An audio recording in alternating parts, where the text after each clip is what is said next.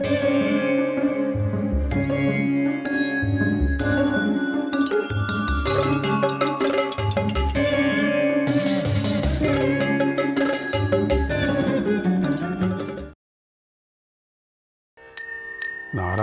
నమస్కృత్య నరం చైవ నరోత్తమం దేవీం సరస్వతీం వ్యాసం తతో జయముదీరయేత్. హరే కృష్ణ. నారాయణ. శ్రీ మహాగణపతే నమః.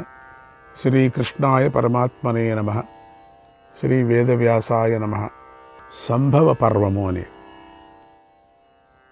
ఈ అధ్యాయంలో దక్ష వైవస్వత మునులు వారి యొక్క పుత్రులు ఉత్పత్తి, నకుష యయాతుల చరిత్ర అనేటువంటి విషయాలు చెప్పబడ్డాయి. వైశంపాయన మహర్షి జనమేజయుడికి ఇలా చెప్పాడు: ఓ మహారాజా, ఇప్పుడు నేను నీకు దక్ష ప్రజాపతి,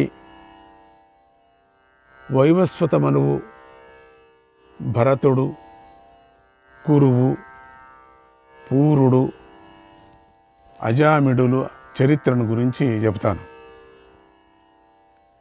అవి పుణ్యప్రదాలు, మంగళకరాలు, ధనము, కీర్తి, ఆయస్సులను కలిగిస్తాయి.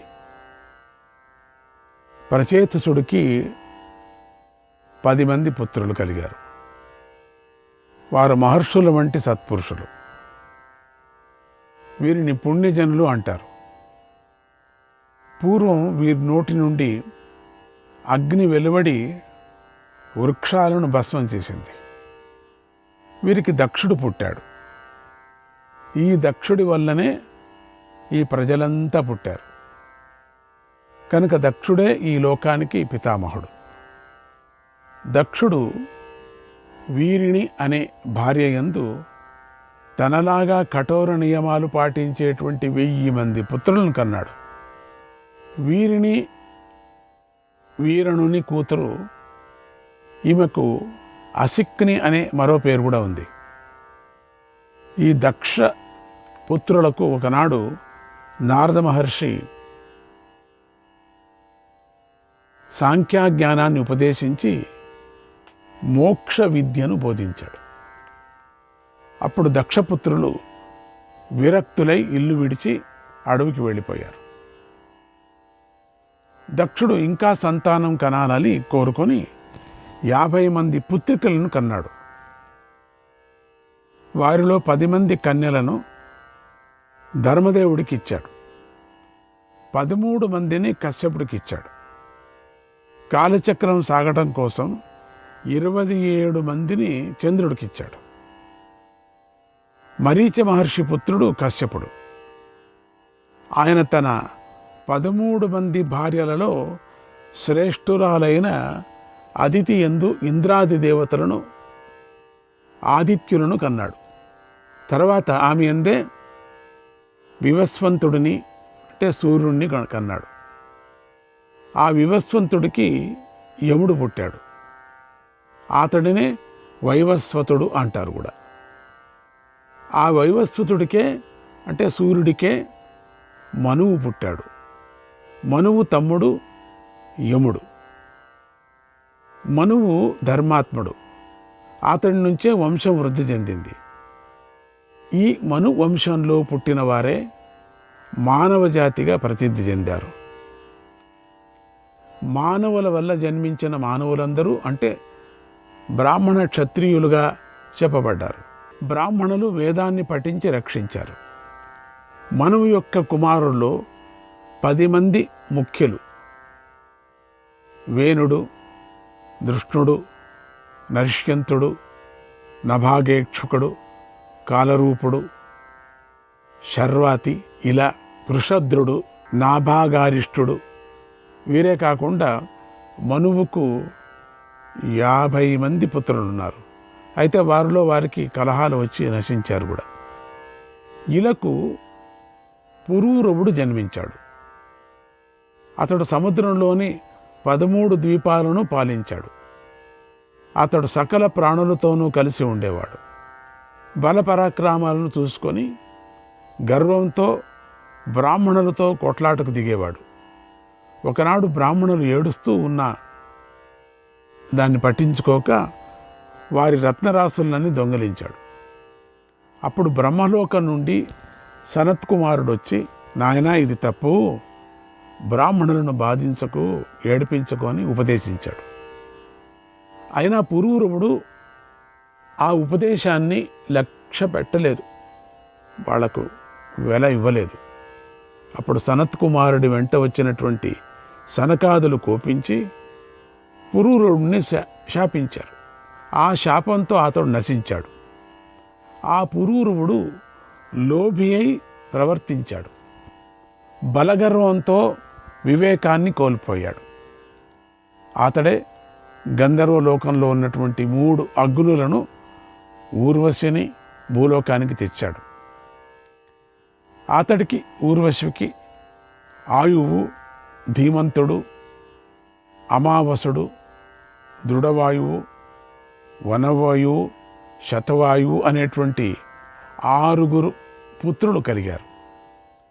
వారిలో వాయునకు స్వర్భానువు అనేటువంటి కుమారుడు యందు నహుషుడు, వృద్ధశర్మరజి, గయుడు, నసుడు అనేటువంటి 5 పుత్రులు కలిగారు. చిత్రంగా ఉన్నాయి పేర్లు.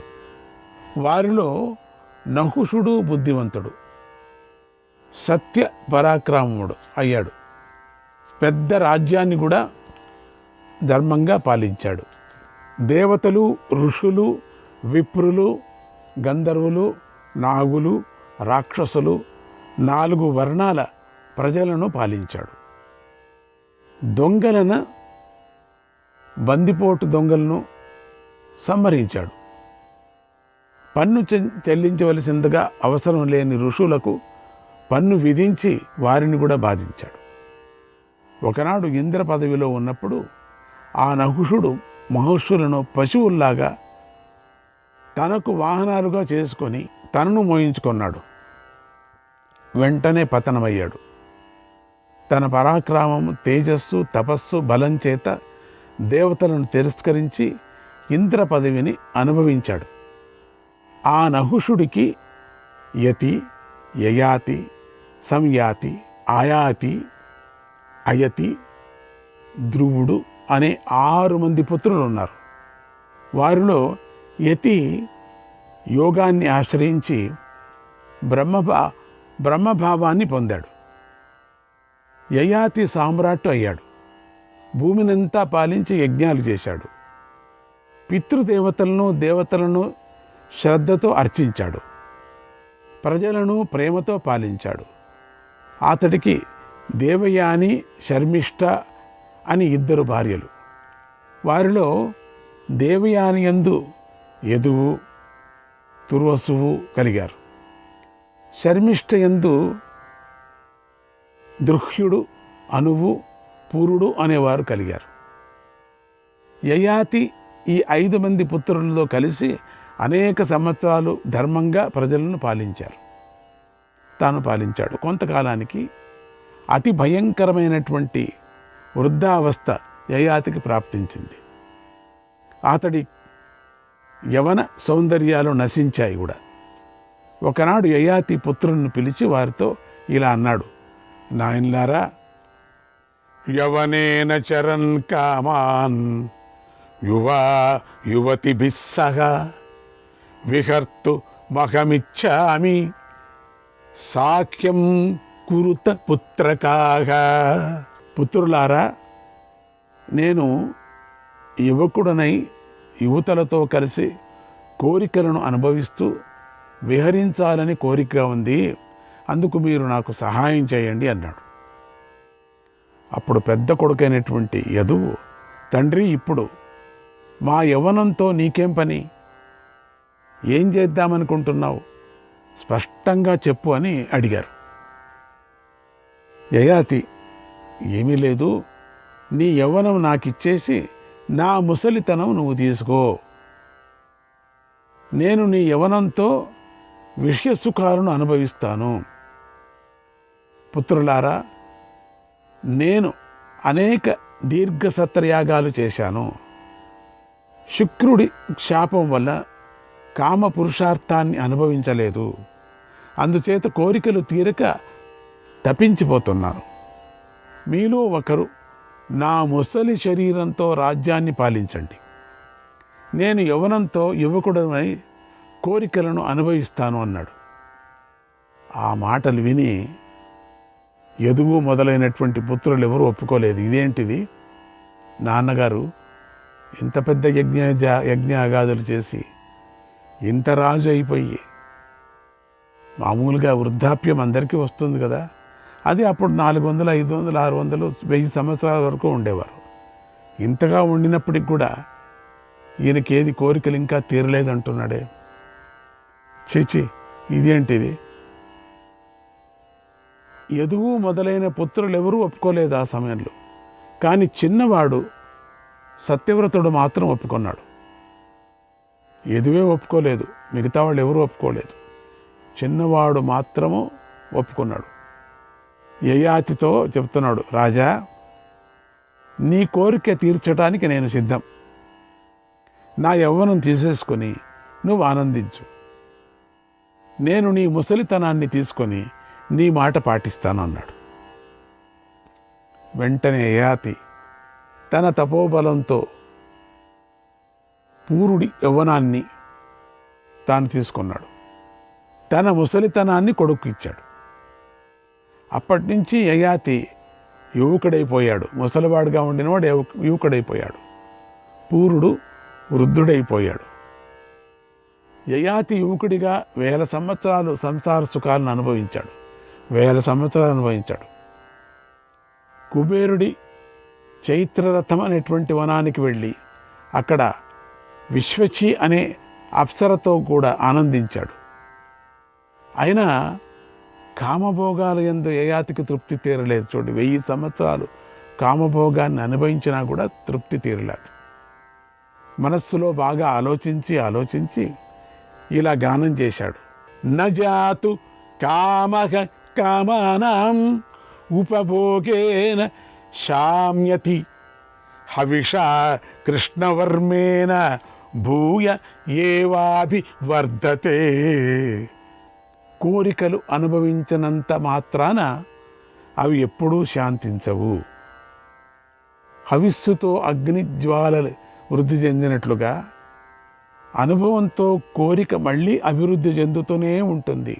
పృథివీరత్న సంపూర్ణ హిరణ్యం పశవ స్త్రియః నాలమేకస్య తత్ సర్వం ఇతి మత్వా శమం వ్రజేత్. కోరికతో ఉంటే రత్నాలతో నిండిన భూమి, బంగారము, పశువులు, స్త్రీలు సమస్తము ఒక్కడికి లభించినా కూడా అతడికి చాలదు అని భావించి శాంతిని పొందాలి, ఇంద్రియ నిగ్రహాన్ని పొందాలి. ప్రాణులన్నిటి విషయంలోనూ కూడా ఒకనాడు కూడా మనస్సుతో కానీ, వాక్కుతో కానీ, కర్మతో కానీ పాపం చేయనప్పుడు బ్రహ్మభావాన్ని పొందుతాడు. ఎంత నిజమైనటువంటిది. ఆ ఆశలన్నీ వదలాల. అందుకని వృద్ధాప్యం వచ్చింది. కారణం ఎందుకంటే ఈ కామ వాసన వాంఛలన్నీ కూడా వదలటానికోసమే ఈ 4 అవస్థలు పరమాత్ముడు సృష్టించాడు.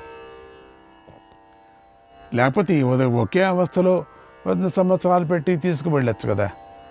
అవస్థలు కావటానికి కారణం శరీరముతో పాటు, అంటే ఇంద్రియాలతో పాటు తన యొక్క చంచలమైనటువంటి బుద్ధి కూడా అవస్థలు పొందుతూ కొనాకు బ్రహ్మభావన పొంది మోక్షాన్ని పొందనేని ఒక దృష్టితో మనకు ఈ మానవులకు ఒక సహకారం చేశాడు, అందించాడు, ఉపకారం చేశాడు పరమాత్ముడు. తాను దేనికి భయపడకుండా, తన వల్ల ఎవరూ భయపడకుండా ఉండి, దేనిని కోరకుండాను ద్వేషించకుండాను ఉండేవాడు బ్రహ్మభావం పొందుతాడు. బ్రహ్మభావం అంటే ఏమిటి అంటే చెప్పారు ఇక్కడ అని. ఇలా బుద్ధిమంతుడైనటువంటి యయాతి కోరికలలోని సారహీనతను గుర్తించాడు. 1000 ఏళ్లకు బుద్ధితో మనస్సును సమాధానపరుచుకున్నాడు. పూరుడిని పిలిచి అతడి యవనాన్ని అతడికిచ్చి తన ముసలితనాన్ని తాను తీసుకున్నాడు. విషయభోగాల యందు తృప్తి తీరకపోయిన యయాతి పూరుడితో ఇలా అన్నాడు: కొడుకంటే నువ్వే, నీ వల్లనే నేను పుత్రవంతుణ్ణి అయ్యాను. ఇక నుంచి ఈ వంశము పౌరవ వంశమని నీ పేరుతోనే వర్ధిల్లుతుంది. పౌరవ వంశం, నీకే ఆ ఖ్యాతి దగ్గుతుంది అని పౌరవ వంశానికి నాంది వేశాడు అని యయాతి పూరుడిని రాజుగా అభిషేకించి తర్వాత భృగుతుంగ పర్వతానికి వెళ్ళి సత్కర్మలను ఆచరించాడు. అప్పటికైనా బుద్ధి వచ్చింది వాడికి. చాలా కాలం గడిచిన తర్వాత తన భార్యలిద్దరితో కలిసి నిరాహార వ్రతాన్ని పాటించి స్వర్గలోకం చేరుకున్నాడు. శ్రీకృష్ణాయ పరమాత్మనే నమః. జనమేజయుడు ఇలా అడిగాడు: ఓ వైశంపాయన మహర్షి, ప్రజాపతికి యయాతి 10వ తరంలో పుట్టాడు. అటువంటి వాడు పొందరాని శుక్రుడి కూతురైన దేవయానిని ఎలా పొందాడు? ఈ విషయంతో పాటుగా ఈ రాజు యొక్క వంశీయులను గూర్చి కూడా విడివిడిగా చెప్పు అని అడిగాడు. వైశంపాయన మహర్షి ఇలా చెప్పాడు: ఓ మహారాజా, యయాతి ఇంద్రుడి వంటి తేజస్సు కలవాడు. అతన్ని పూర్వం శుక్రుడు వృషపర్వుడు అల్లుడిగా స్వీకరించారు. ఆ నఘుషనందుడనైనటువంటి యయాతికి ఆ దేవయానికి కలిగిన సమాగమం గురించి కూడా చెబుతాను విను. పూర్వము ముల్లోకాలలోని ఐశ్వర్యం గురించి సురాసురులు ఘోరంగా కొట్టుకున్నారు. ఈ యుద్ధంలో దేవతలు జయించాలనే కోరికతో అంగీరసుడిని పుత్రుడైనటువంటి బృహస్పతిని యజ్ఞం చేయటానికై పురోహితుడిగా పెట్టుకున్నారు. రాక్షసులు శుక్రాచార్యుణ్ణి పురోహితుడిగా పెట్టుకున్నారు. ఈ శుక్రుడి బృహస్పతికి ఒకరంటే ఒకరికి పడదులేండి, ఇద్దరూ బ్రాహ్మణులే అయినప్పటికీ కూడా శత్రుభావం కలిగి ఉంటారు. ఇప్పటికీ ఘోర యుద్ధం జరుగుతున్నప్పుడు మరణించిన దానవులను శుక్రుడు తన విద్యతో బ్రతికిస్తున్నాడు. మరణించిన వారు నిద్రను లేచినట్టుగా లేచి పగలబడి నవ్వుతూ దేవతలతో యుద్ధం చేయటానికై పరిగెత్తుతూ ఉంటారు. బృహస్పతి మాత్రం దానవులు చంపిన దేవతలను తిరిగి బ్రతికించటం లేదు. ఆయనకు మృత సంజీవిని విద్య గురించి తెలియదు.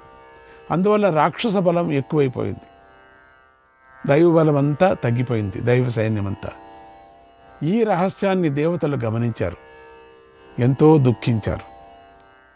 శుక్రుడికి భయపడి ఒక ఉపాయాన్ని ఆలోచించి బృహస్పతి పెద్ద కుమారుడైనటువంటి కచుడి వద్దకు వెళ్ళి ఇలా అన్నారు: ఓ భాగ్యశాలి, మేము నిన్ను సేవించటానికై వచ్చాము, మాకు గొప్ప సహాయం చేయి.